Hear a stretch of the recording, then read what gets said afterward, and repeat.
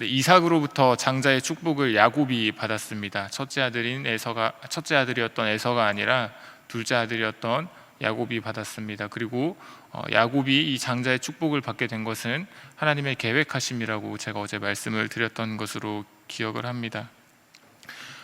에서가 받아야 한다고 생각을 했던 에서, 그러니까 자기가 받아야 된다고 생각했던 에서가 자신이 장자의 축복을 받지 못하자 분노가 극에 달하게 됩니다.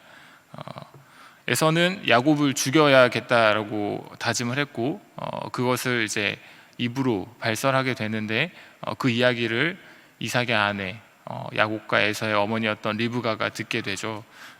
그래서 이것을 듣고 알아챈 리브가가 야곱을 멀리 피신시켜야겠다라고 마음을 먹습니다. 이 창세기를 쭉 보면 아시겠지만 리브가는 굉장히 지혜로웠던, 어쩌면 뱀처럼 지혜로웠던 여인인 것 같기도 합니다.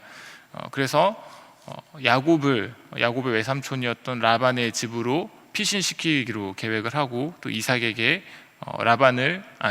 야곱을 라반의 집으로 보내야겠다라고 말을 하죠. 그래서 이삭이 설득이 되는 것 같습니다. 그리고 이삭이 야곱을 불러서 야곱에게 너는 이제 너의 외삼촌 라반의 집으로 가서 거기서 결혼할 사람을 찾아서 만나라 이렇게 말을 합니다. 그리고 야곱은 이삭의 말에 순종을 하죠. 그래서 라반의 집으로 먼 여정을 떠나게 됩니다. 그 여정을 가는 가운데 야곱이 하나님을 만나게 되는데 그 만나는 장면에서 여호와께서 말씀하시는 것이 오늘 우리가 함께 읽었던 이 창세기 28장 15절의 말씀입니다. 하나님께서 야곱에게 복을 약속하시죠. 어디로 가든지 너를 지킬 것이고 너를 다시 이 땅으로 돌아오게 할 것이다. 그리고 내가 너에게 허락한 것을 다 이루기까지 너를 떠나지 않겠다라고 이렇게 약속의 말씀을 하십니다. 야곱은 이 말씀에 대해서 전혀 의심을 하지 않았던 것으로 보입니다. 그리고 이 28장을 읽으시면서 보시겠지만 야곱은 이 말씀이 여호와 하나님의 말씀임을 신뢰했고 그곳을, 자신이 꿈을 꾸게 된 그곳을 베델이라고 이름하면서까지 하나님에 대한 경외심을 표하는 것을 우리가 볼 수가 있습니다. 그래서 이 야곱은 하나님에 대한 경외심을 강하게 느끼고 서원까지 하게 되죠. 이 서원하는 장면으로 창세기 28장이 마무리가 됩니다. 하나님을 경외하는 사람들은 세상을 두려워하지 않습니다. 그 사람은 하나님이 어떤 분인지 알기 때문이고 세상에 어떤 권세라고 할지라도 그 권세가 하나님보다 크지 않다라는 것을 분명히 알고 또 믿기 때문이겠죠. 어떤 권력자라고 하더라도 크신 하나님 앞에 무릎 꿇지 않을 자가 없다라고 분명히 알고 있기 때문일 것입니다. 그리고 나아가 그 하나님 앞에서는 이 세상의 모든 사람들이 한없이 작고 초라한 존재밖에 되지 않는다라는 것도 분명히 아는 사람일 겁니다. 그것이 바로 하나님을 경외하는 사람들의 모습일 것이라고 생각합니다. 야곱보다 훨씬 뒤늦은 시대를 살았던 한 여인도 마찬가지였습니다. 세상의 왕도 하나님 앞에서는 결국에는 굴복하게 될 것이라는 것을 알았던 것 같습니다. 오늘자 날주 에스더 말씀을 한 장 보겠습니다. 에스더서 4장 16절의 말씀을 같이 보겠습니다. 오늘자 날주 에스더서 4장 16절의 말씀을 같이 보겠습니다. 에스더서 4장 16절의 말씀을 같이 보도록 하겠습니다. 4장 16절 말씀입니다. 함께 읽겠습니다. 당신은 가서 수산에 있는 유다인을 다 모으고 나를 위하여 금식하되 밤낮 3일을 먹지도 말고 마시지도 마소서.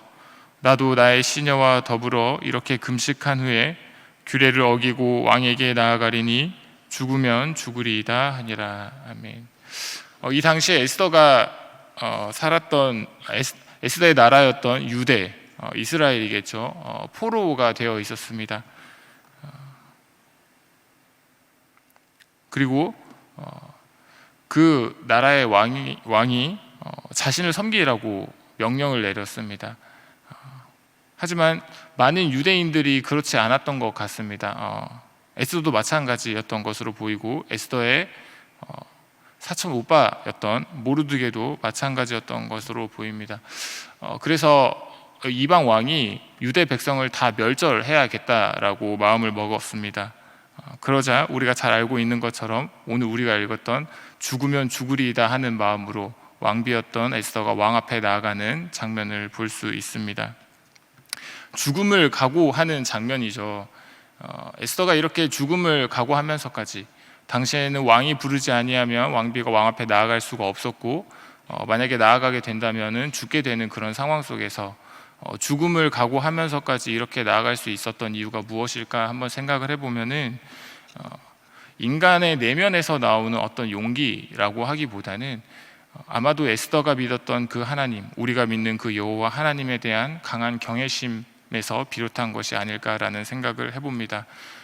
야곱이 느꼈던 그 하나님에 대한 경외심, 세상의 그 어떤 권세보다 크고 강하신 그 하나님을 믿었고 알았기 때문에 이 왕을 두려워하지 않고, 두려워하는 마음이 전혀 없진 않았겠지만 그것보다는 오히려 하나님을 더 두려워하는 마음으로, 죽으면 죽으리이다 하는 마음으로 나아가지 않았을까라는 것입니다.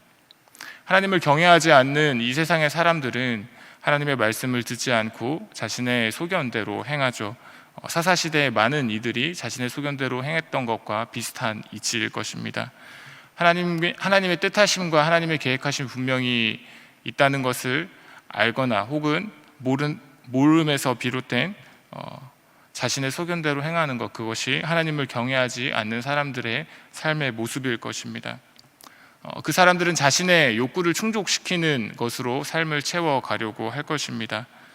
세상에서 자기 목소리를 크게 내려고 할 것이고, 자신의 영향력을 이 세상에서 강하게 행사하려고 할 것 같다라는 이야기입니다.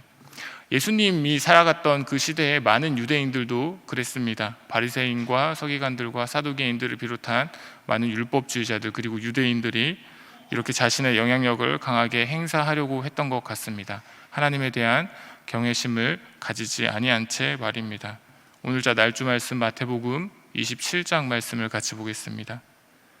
마태복음 27장 22절 23절 두 절의 말씀, 오늘자 날주 마태복음 27장 22절 23절 두 절의 말씀을 같이 보겠습니다. 마태복음 27장 22절 23절 두 절의 말씀입니다. 함께 읽겠습니다. 빌라도가 이르되 그러면 그리스도라 하는 예수를 내가 어떻게 하랴? 그들이 다 이르되 십자가에 못 박혀야 하겠나이다. 빌라도가 이르되 어찌미냐? 무슨 악한 일을 하였느냐? 그들이 더욱 소리질러 이르되 십자가에 못 박혀야 하겠나이다 하는지라. 아멘. 유대인들이 예수님을 십자가에 못 박으라고 외쳤습니다. 여러 가지 이유가 있었겠지만 이 사람들은 그냥 예수라고 하는 사람이 싫었고 미웠던 것 같습니다. 신성모독이라고 하는 이유를 들먹이기도 했지만 어쨌든 이 예수를 죽여야만 한다라는 것이 이 사람들의 마음속에 깊이 뿌리 내리고 있었던 것 같습니다. 빌라도가 예수로부터 아무런 죄를 찾지 못했다고 성경은 기록을 하고 있습니다. 그래서 빌라도가 예수라고 하는 이 사람으로부터 내가 아무런 악함을 발견하지 못하였다라고 말을 하였음에도 불구하고 이 유대인들은 그냥 외치기만 했습니다. 그가 십자가에 못 박혀야 한다라고 말입니다. 예수님께서 하나님의 아들이라고 하는 사실, 하나님이 보내신 자라고 하는 그 말씀을 들었던 유대인들임에도 불구하고 그들에게는 하나님의 아들이었던 예수님에 대한 경외심이 전혀 없었던 것으로 보입니다. 혹여 수많은 기적과 이적들을 행했던 예수님의 모습을 바라보면서 정말 저분이 하나님의 아들이구나 라는 생각을 했을지도 모르겠지만 어쩌면 거기까지였던 것일지도 모르겠습니다. 저분이 하나님의 아들이라고 하는데 그런가 보다 라는 정도까지 말입니다. 하나님에 대한 경외심까지는 나아가지 못했던 것이 아닐까라는 생각을 해봅니다. 시간이 지나서 예수님께서 죽음 가운데서 다시 살아나신 후에야, 그러니까 예수님께서 부활하신 후에야 비로소 하나님에 대한 경외심을 가지게 되었을지는 모릅니다. 하나님을 경외했던 사람을 우리가 잘 알고 있죠. 성경에서 자신의 삶을 평생 하나님의 복음을 전하는 그 삶에 기꺼이 헌신했던 한 사람 바울의 이야기를 끝으로 오늘 말씀을 마무리하려고 합니다. 오늘 자날주 사도행전 27장 말씀입니다. 사도행전 27장 24절 25절 두 절 말씀을 같이 보겠습니다.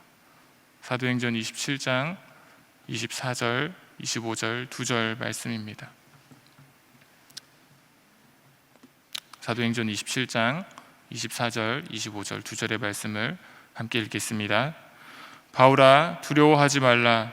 내가 가이사 앞에 서야 하겠고 또 하나님께서 너와 함께 항해하는 자를 다 내게 주셨다 하였으니 그러므로 여러분이여 안심하라. 나는 내게 말씀하신 그대로 되리라고 하나님을 믿노라. 우리 44절 말씀도 한 번 더 보겠습니다. 사도행전 27장 44절 27장의 끝절의 말씀입니다. 44절 말씀 같이 보겠습니다.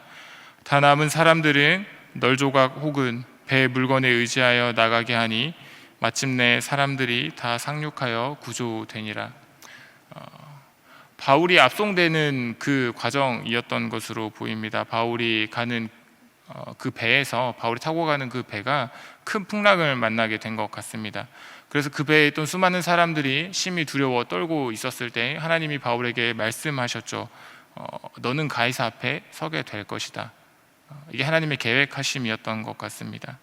그리고 너와 함께 항해하는 자를 다 너에게 주겠다.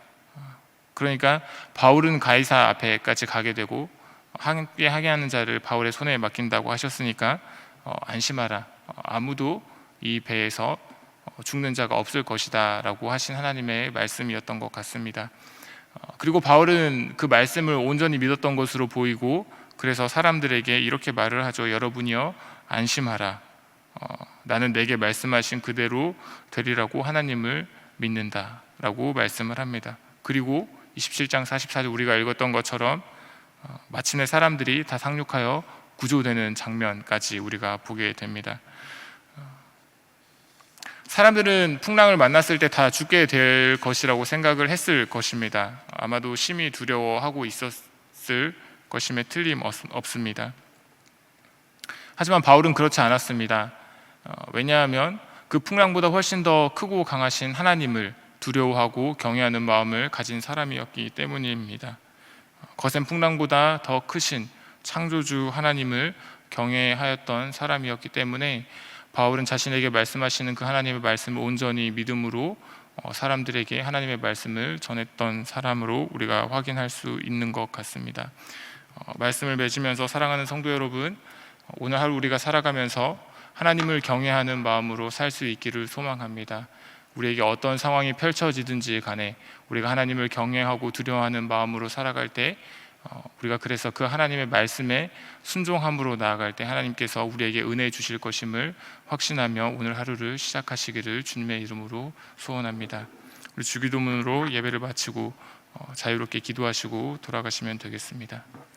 하늘에 계신 우리 아버지여, 이름이 거룩히 여김을 받으시오며 나라의 마옵시며 뜻이 하늘에서 이루어진 것 같이 땅에서도 이루어지이다. 오늘날 우리에게 일용할 양식을 주옵시고 우리가 우리에게 죄 지은 자를 사하여 준 것 같이 우리 죄를 사하여 주옵시고 우리를 시험에 들게 하지 마옵시고 다만 악에서 구하옵소서.